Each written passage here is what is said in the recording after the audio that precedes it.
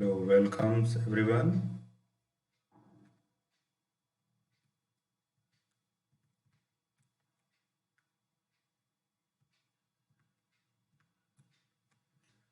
So today we will discuss some about the physical properties of metals. So in your book, some activity and tables given regarding that. तो आपकी book में physical property से related कुछ activities और कुछ tables दी गई हैं।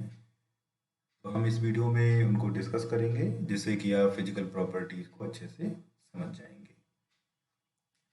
तो यहाँ हम तीन एक्टिविटी को मेनली डिस्कस करेंगे। पहली एक्टिविटी होगी हमारी appearance and hardness of material. The first activity which we will discuss here regarding the appearance and hardness of material, and the second activity regarding the malleability of material, and third regarding the electrical conductivity of material.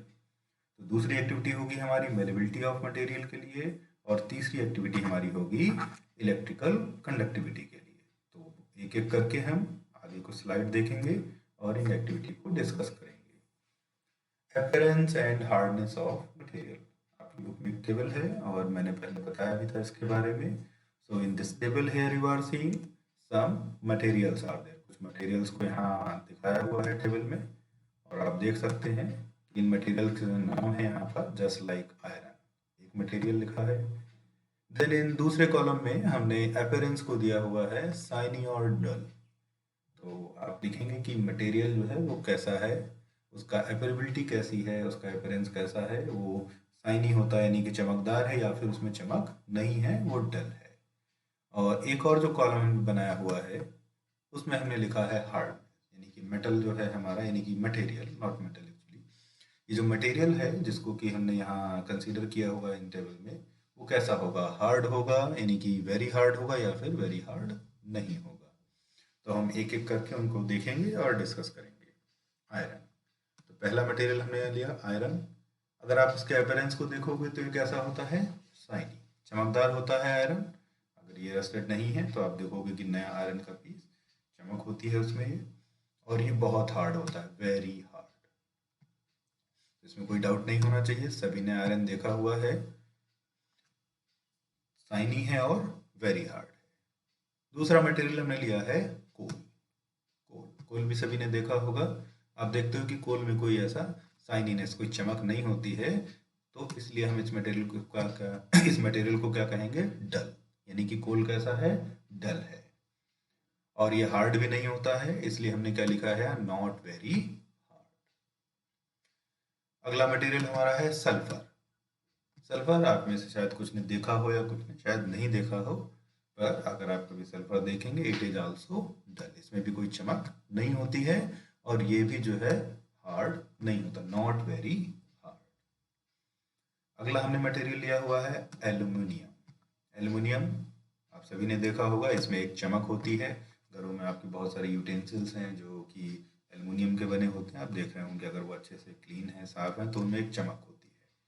तो appearance क्या है, shiny, यानी कि चमकदार है और not very hard. हालांकि ये मेटल है तो थोड़ा सा सॉफ्ट मेटल है, हालांकि इतना भी सॉफ्ट नहीं है कि आप इसको आराम से ऐसे तोड़ दें, काट लें लेकिन आयरन जितना ये हार्ड नहीं है, इसीलिए हमने इसको कंसीडर किया है नॉट वेरी हार्ड। कॉपर, अगला मटेरियल हमने लिया है कॉपर। कॉपर में भी शाइनी अपीयरेंस होती है, आपने घर में देखा होगा इलेक्ट्रिकल जो वायरिंग होती है उसमें कॉपर के वायर होते हैं, कितने वो चमकदार होते हैं। या कॉपर के कुछ पॉट हों आपके घर में, उनमें आप देखोगे कि अच्छी चमक होती है और ये वेरी हार्ड होता है।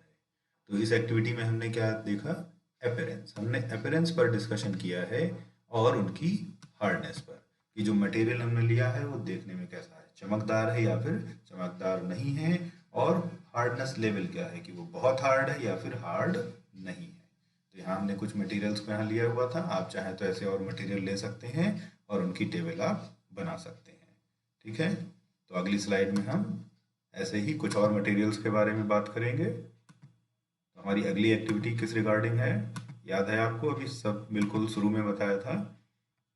चलिए कोई नहीं, हम चलते हैं अपनी अगली एक्टिविटी पर। हमारी अगली एक्टिविटी है मेलेबिलिटी ऑफ मटेरियल।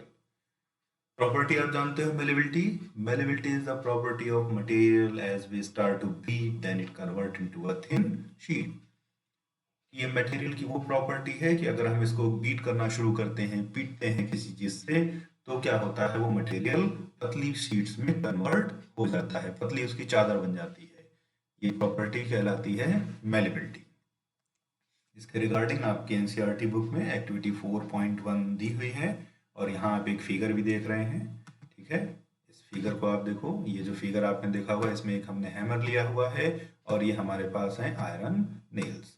ये कुछ नेल्स हैं। अगर आप एक हैमर से और नेल्स को खूब बीट करेंगे अच्छे से, तो आप देखोगे कि नेल जो है टूट नहीं रहा है, बल्कि क्या हो गया है, पतला होने लगता है और एक शीट में कन्वर्ट होने लगता है। तो जितना आप उसको बीट करेंगे, जितना उसको आप हैमर से हिट करेंगे, बीट करेंगे, उतना क्या होगा, वो पतली पतली शीट में कन्वर्ट होता जाएगा। Then again we made a table. हमने फिर एक टेबल को बनाया हुआ है जो आपकी बुक में भी है।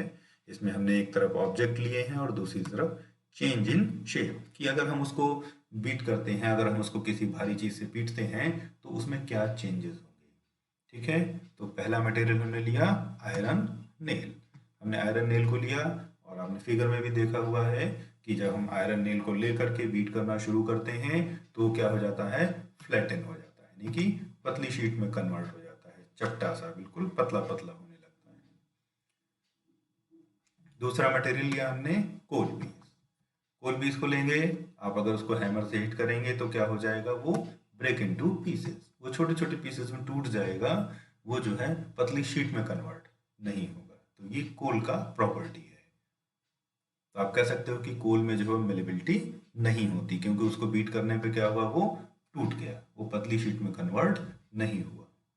एल्युमिनियम वायर, अगर आप एल्युमिनियम वायर लें, आपके घर में होगा, कई बार बहुत सारे कुछ इलेक्ट्रिकल वायर होते हैं या कुछ और एल्युमिनियम के पीसेस होते हैं, अगर आपके घर में पड़े हों, आप एक हैमर लें और उन वायर को, एल्युमिनियम वायर को या एल्युमिनियम पीस को आप अगर उसके हैमर से बीट करेंगे, तो आप देखोगे कि उसका हैमर जो था, हैमर की बीटिंग से जो एल्युमिनियम हमारा मटेरियल था, वो पतली शीट में कन्वर्ट हो जाता है, फ्लैट हो जाता है।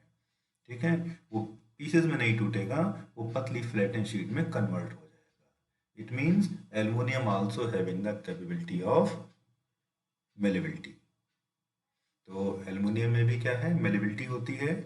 फिर हमने एक और मटेरियल लिया हुआ है पेंसिल लेड। ठीक है, पेंसिल लेड आपने देखा होगा, पेंसिल के अंदर जो ब्लैक वाला हिस्सा है जिसे कि हम लिखते हैं, वो एक्चुअली क्या होता है, ग्रेफाइट होता है।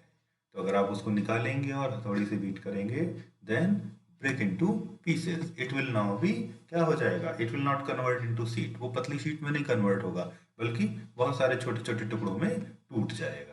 तो अभी यहाँ आपने देखा कि ये जो मटेरियल्स हैं जिनको कि हमने टेबलेटेड किया हुआ था, उन मटेरियल्स में कुछ ऐसे हैं जो कि शीट में कन्वर्ट हो रहे हैं, और कुछ ऐसे हैं जो शीट में कन्वर्ट नहीं होते हैं।